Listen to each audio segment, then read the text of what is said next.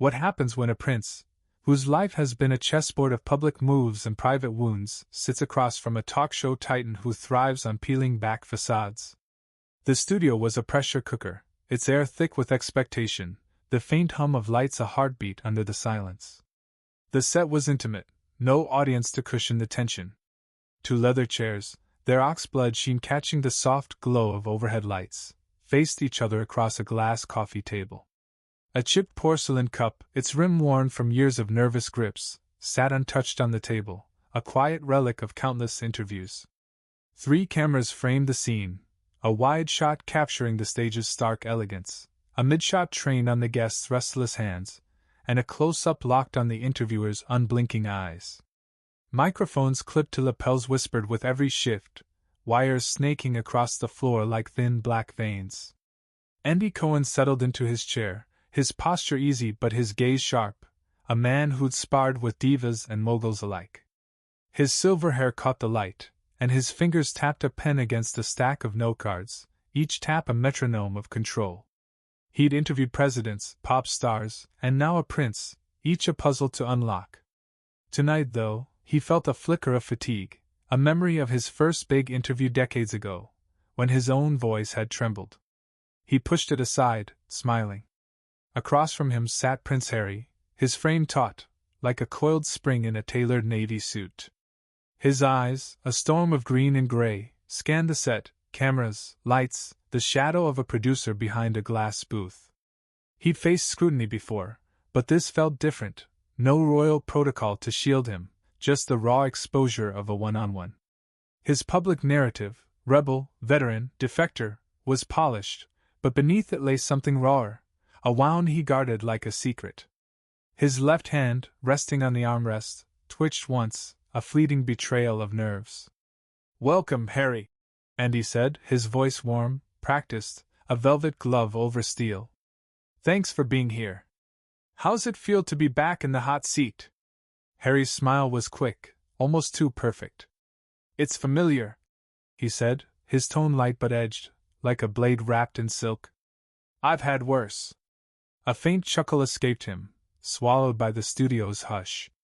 The wide shot caught their ease, a tableau of civility. Andy leaned forward, his pen stilling. "Let's start soft. You've been in California a while now. What's life like away from the royal grind? The surfing, the sunshine, how's it treating you?" Harry shifted, the leather creaking under him. "It's freedom in a way," he said, his voice measured.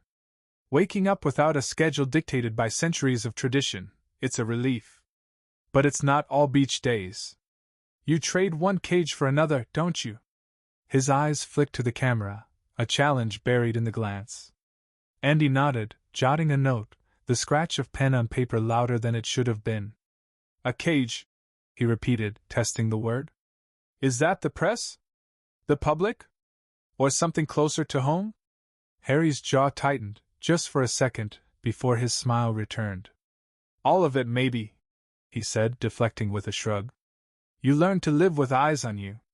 Doesn't mean you like it." His fingers brushed the chipped cup, an unconscious gesture, and the camera lingered on the motion, a silent question. The interview drifted through safer waters. Harry's charity work, his kids, the way Archie loved chasing seagulls. Andy's questions were gentle, lulling, but each carried a hook. "You've built this new life," he said, "and people admire that. But do you ever miss the structure? The purpose that came with the crown?" Harry's laugh was sharp, a bark that echoed off the set's black walls. "Purpose? The crown's purpose was survival, Andy. Mine's different now." He leaned back, arms crossed, his posture a wall. The midshot caught the flex of his fingers, the faint scar on his knuckle gleaming under the lights. Andy's eyes narrowed, but his smile held. He remembered a long-ago interview, a politician who'd cracked under less pressure. He tapped his pen once, twice. "Survival," he echoed. "That's a strong word. Was it surviving the institution, or the spotlight that came with it?" The air shifted, a subtle tightening. In the control booth, a producer whispered something, her voice a muted buzz through the earpiece. Harry's gaze flicked toward the sound, then back to Andy. Both, he said, his voice lower now, deliberate. The institution shapes you, but the spotlight, it carves you up. You either control the narrative or it controls you. Andy tilted his head, the close-up catching the glint in his eyes. Control, he said, letting the word hang. That's the game, isn't it? You've said privacy is your right, but you've also sold pieces of your life, books, interviews, documentaries. Where's the line between control and exposure? Harry's breath hitched, a sound so faint the microphone barely caught it. His fingers curled around the armrest, knuckles widening. Privacy isn't silence, he said, his voice steady but cold. It's choosing what the world gets to see. They don't own all of me. The chipped cup sat between them, a mute witness to the rising edge in his words. The camera pulled back, the wide shot framing the table's gleam, the untouched coffee, the faint hum of lights overhead. Andy set his note cards down, the rustle sharp in the quiet. Let's talk about choice, he said, his tone shifting, less velvet now, more steel. You chose to step back, to speak out. Some say that was brave. Others say it was betrayal. How do you square that? Harry's eyes flashed, a storm breaking. Betrayal? He said, his voice rising, each syllable a jab. Betrayal's when you're promised loyalty and get silence. I spoke because I had to. Because no one else would. His hand jerked, knocking the chipped cup. It wobbled but didn't fall. A crew member offstage froze, her phone screen glowing as she recorded the moment. Andy didn't flinch. He leaned forward, elbows on his knees, his voice calm but unyielding. You spoke your truth, he said. But truth isn't free, is it? Every word you've shared, every interview, every page, someone else paid a price. Your family. Your staff. The public. Do you ever wonder if your truth was worth their cost? The studio inhaled, a collective breath from the crew. Harry's face was stone, but his eyes betrayed him, a flicker of something raw, a wound exposed. He opened his mouth, closed it. The camera tightened on his left eye, catching the pulse of a vein at his temple. Andy pressed on, his voice softer now, but no less sharp. You've built a platform on pain, he said, each word deliberate, a scalpel. You've called it healing, but whose wounds are you really tending? Yours or theirs? Harry's chair scraped, a harsh, grating sound that cut through the hum of the lights. His hands gripped the armrests, his knuckles bone-white, the microphone wire trembling against his lapel. The chipped cup sat still, its crack a silent scream. The studio held its breath, the air taut as a bowstring. Prince Harry's chair scraped again, a jagged sound that clawed at the silence. His hands, still gripping the armrests, trembled faintly, the microphone wire quivering like a plucked string. The chipped porcelain cup on the glass table caught the studio light, its crack a silent accusation. Andy Cohen sat forward, his eyes locked on Harry's, his last words. Whose wounds are you really tending? Hanging like smoke. The close-up camera lingered on Harry's face, his jaw tight, a vein pulsing at his temple. Harry stood, abrupt, his suit jacket catching the light as he loomed over the table. You think you know me, he said, his voice low, a growl wrapped in velvet. You think you can sit there and judge what I've carried? The midshot caught the tension in his shoulders, the way his fingers flexed, as if itching to unravel the moment. Andy didn't move, his posture calm but his gaze unyielding. I'm not judging, he said, his tone measured, a teacher correcting a student. I'm asking. There's a difference. His pen tapped once, a deliberate tick in the quiet. A producer in the control booth, her silhouette visible through the glass, pressed a hand to her earpiece, whispering urgently. Harry's laugh was sharp, a blade slicing through the hum of the lights. Asking, he repeated, spitting the word. You don't ask, Andy. You dissect. You put people under glass and call it truth. He took a step, his polished shoes clicking on the studio floor, the sound echoing like a gunshot. The wide shot pulled back, framing the set, 2 chairs, one empty, the chipped cup trembling faintly from the vibration of his movement. Andy leaned back, his fingers lacing together, a faint smile playing at his lips. He'd seen walkouts before, divas, politicians, reality stars, but this felt different, heavier. A memory flickered, a young Andy, fumbling his first big interview, the sting of failure. He pushed it down. "If you're leaving, Harry," he said, his voice soft but firm, "that's your choice. But walking away doesn't answer the question." Harry froze, one hand on the back of his chair. His eyes flicked to the camera, then to the shadowed crew offstage, their phones glowing like fireflies as they captured the moment. "You want an answer?" he said, his voice rising, cracking at the edges. "Here's one. I'm done being your spectacle."